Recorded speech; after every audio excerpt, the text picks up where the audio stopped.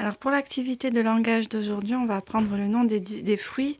On va choisir des fruits de différentes couleurs. Donc moi je te propose de choisir des citrons jaunes, des oranges et des pommes rouges si tu en as. Moi j'ai des pommes vertes. Voilà, on va choisir une assiette pour chaque type de fruit. Donc là je vais mettre les citrons. Ici je vais mettre les oranges.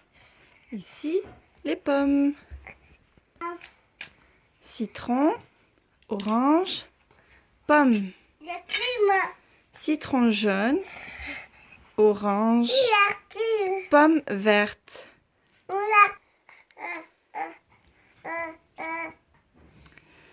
Citron, orange, pomme.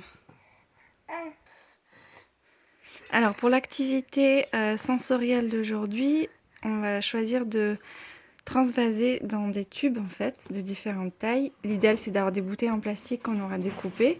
Moi j'ai choisi des longs tubes comme ça parce que j'en avais. Des bouteilles plastiques qu'on voit à travers, donc c'est encore mieux. Et de mettre différents types de cuillères qu'on va placer comme ça sur le plateau. Comme ça on peut choisir celle qu'on préfère. J'en ai mis 3, on en a déjà une dans la main. Voilà, donc on va prendre comme ça pour montrer.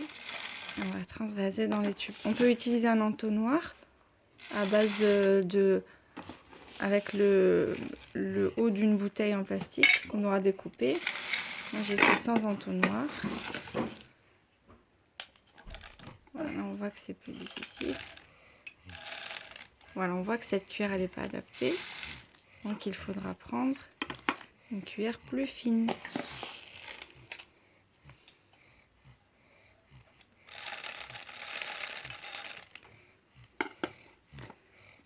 Voilà, j'ai choisi des légumineuses, ce sont des graines de sarrasin, un mélange avec des haricots azuki et des fèves concassées. Alors pour l'activité de motricité fine aujourd'hui, on va enfiler notre guirlande. Donc si tu as terminé de découper les œufs que j'ai envoyés en PDF et que tu les as décorés, maintenant on va pouvoir les passer dans un fil pour pouvoir la suspendre et l'accrocher pour décorer la chambre. Pour pouvoir agrémenter notre guirlande, on peut ajouter des perles si on en a. Si on n'a pas de perles, on peut utiliser des pâtes ou alors n'importe quoi qu'on trouve à la maison dans lequel on peut passer un fil et qui va pouvoir rajouter un petit peu de déco.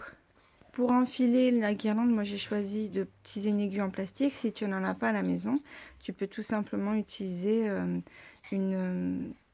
un lacet de chaussures ou bien te faire aider par ta maman ou ton papa.